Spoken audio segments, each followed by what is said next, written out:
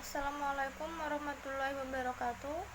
Yang terhormat Bapak Ibnu Mutakin ME selaku dosen pengampu mata kuliah Ekonomi Makro Syariah serta teman-teman kelas A3 PSR yang kami cintai dan kami banggakan. Pertama, marilah kita panjatkan puji syukur kehadirat Allah Subhanahu wa taala yang telah melimpahkan rahmat kepada kita sehingga kita dapat bertatap maya pada diskusi pagi hari ini. Kedua kalinya, sholawat serta salam tak lupa kita haturkan kepada Nabi kita, yaitu Nabi Muhammad SAW, yang semoga kita semua mendapatkan syafaatnya di yaumul kiamah nanti. Amin. Selanjutnya, kami dari kelompok 7 akan mempresentasikan hasil kerja kelompok kami dengan tema yaitu perbandingan kebijakan ekonomi konvensional dan ekonomi Islam dalam mengatasi inflasi. Sebelumnya, perkenalkan anggota dari kelompok 7 yaitu saya sendiri sebagai moderator dari kelompok 7, yaitu Cynthia Ayu Fitriani dengan NIM 20205-110 dan teman saya Naili Salsabila dengan NIM 20205-1005. Baik, langsung saja kita mulai diskusi pada pagi hari ini, yaitu perbandingan kebijakan ekonomi konvensional dan Islam dalam mengatasi inflasi. Pengertian inflasi. Ekonomi didefinisikan sebagai kenaikan harga barang dan jasa secara umum dan terus-menerus.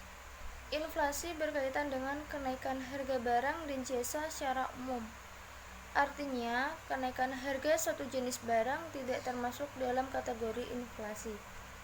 Pengertian inflasi Islam tidak berbeda dengan inflasi konvensional. Inflasi mempunyai pengertian sebagai sebuah gejala kenaikan harga barang yang bersifat umum dan terus-menerus. Inflasi dalam perspektif ekonomi konvensional dan ekonomi Islam. Inflasi dalam perspektif ekonomi Islam. Dalam Islam tidak mengenal adanya inflasi karena mata uang yang dipakai dalam dinar dan dirham yang mana mempunyai nilai yang stabil dan dibenarkan oleh Islam. Adwarman Karim mengatakan bahwa Syekh An-Nabhani 2001-147 memberikan beberapa alasan tentang mengapa uang yang sesuai itu adalah dengan menggunakan emas. Selanjutnya, inflasi dalam perspektif ekonomi konvensional dan ekonomi Islam. Inflasi dalam perspektif ekonomi konvensional, dampak inflasi terhadap kegiatan ekonomi masyarakat. 1. Terhadap konsumen. Inflasi menyebabkan harga-harga barang yang dikonsumsi naik, sementara pendapatan masyarakat tidak mengalami kenaikan. Kedua, terhadap produksi. Dampak inflasi terhadap produsen terlihat pada keinginan memproduksi yang menjadi menurun. Hal ini dikarenakan 1. Kenaikan harga barang baku. 2. Tingkat bunga mengakibatkan perusahaan kesulitan memperluas produksi. 3. Munculnya suatu sikap dari produsen spekulatif. Selanjutnya, inflasi dalam perspektif ekonomi konvensional. Terhadap distribusi, dampak inflasi terhadap kegiatan pendistribusian pendapatan masyarakat menjadi terganggu karena orang berpenghasilan tetap secara real pendapatannya mengalami kemerosotan.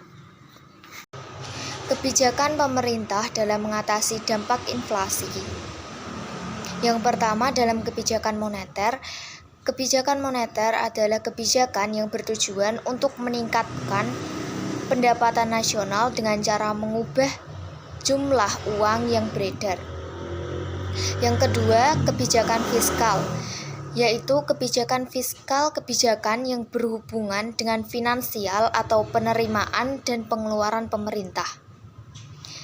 Ini ada kebijakan non-moneter. Adapun kebijakan non-moneter dapat dilakukan dengan beberapa cara, antara lain menaikkan hasil produksi, kebijakan upah dan pengawasan harga, dan distribusi barang agar harga tidak mengalami kenaikan. Selanjutnya, solusi mengatasi inflasi dalam perspektif Islam. Abdul Qadim Zalum dalam buku Sistem Keuangan di Negara Khalifah mengungkapkan bahwa sistem moneter yang berbasis kepada emas dan perak merupakan satu-satunya sistem moneter yang mampu menyelesaikan inflasi besar-besaran yang menimpa seluruh dunia dan mampu mewujudkan stabilitas mata uang nilai tukar serta bisa mendorong kemajuan perdagangan internasional. Dan juga ada pelarangan impor jika memang produksi dalam negeri masih mencukupi. Demikian presentasi dari kelompok 7. Apabila ada kesalahan mohon dimaafkan. Wassalamualaikum warahmatullahi wabarakatuh.